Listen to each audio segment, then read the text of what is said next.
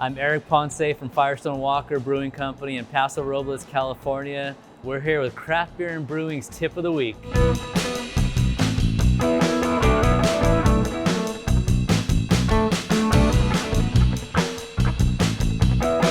So now it's time to empty some barrels.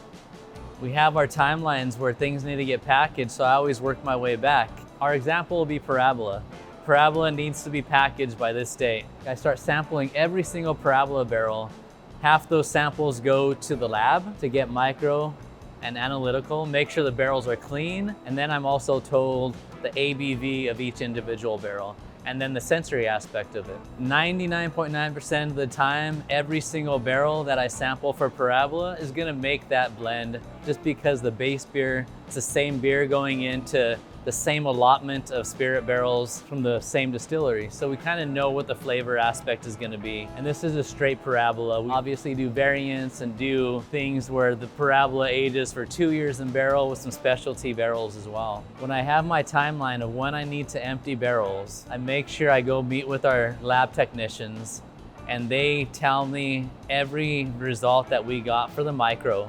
If barrel number 4625 comes back micro positive with the beer spoiling bacteria, then I make sure I mark that, find that barrel, put that one to the side, and we don't push that. That rarely happens, but it's nice to have that knowledge to know that every single barrel is clean and every single barrel that I want to push and that I sampled can get pushed. Second thing I do is get all the analytical numbers from every individual barrel. Then I'm able to get my ABV. We need to put the ABV on every single label. So I can go back and know that I sampled 250 bourbon barrels of Parabola. I got the ABV from every single barrel, do the calculation, get the average ABV, and that's what we're gonna put on our label. Now I know that I'm good micro and analytical wise. Now it's time to start taking that liquid out of barrel. So we forklift all the Parabola barrels that were sampled out of this room that you see today into our barrel process floor. We have our racking wand set up, we have our line set up, we have all that entire pathway sanitized and ready to go, from the racking wands that are gonna go into the barrel all the way to the end of the stainless steel tank that it's gonna be pushed into. Do an exterior clean of every single barrel, get that bung off, stick that racking wand in there. That racking wand is purging with CO2, so as it's going in, it's purging out CO2. We put it in there and then we push out that liquid with CO2. It takes us about 1 minute to 2 minutes to push each individual barrel. We usually have 2 racking wands going at a time, and we can empty roughly 100 to 150 barrels, actual individual spirit barrels in one shift. It's nonstop. And we are controlling and we are monitoring the DO levels, the dissolved oxygen levels of the actual beer as it's coming out of the barrel. So we're kind of monitoring that and kind of seeing the levels of how much oxygen was picked up within that beer as it was matured in that barrel. Because I do keep track of the beer's DO before it goes in barrel, and then we monitor it as it's coming out and see if there's any red flags. Once you fill a barrel, you don't want to keep moving it. Another reason you don't want to keep sampling it, you get a lot of slushing around. It could allow some oxygen to go in there. So 1 year, we had to move every single barrel from one facility to the other. And I knew that my DOs were going to be slightly higher just because I had to drive these barrels to rough ground and the beer slushing around.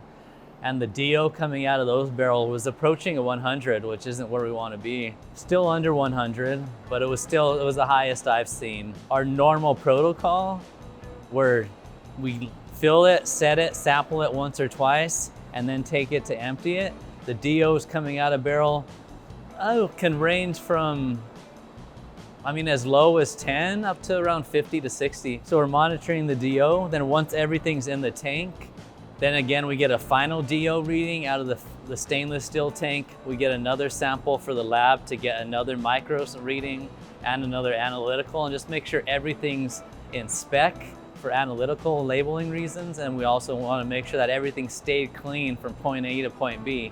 So we do another micro PCR traditional plate testing of that beer. And then taste the final blend. That's always the best part, knowing that that beer was at least 1 to 2 to 3 years in the making. So that's always one of my favorite parts, is to taste the blend once everything's finally pushed in the tank.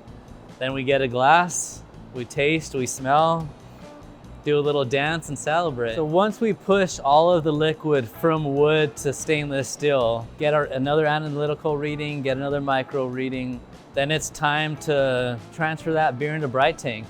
And that's where we're actually gonna start carbonating the beer.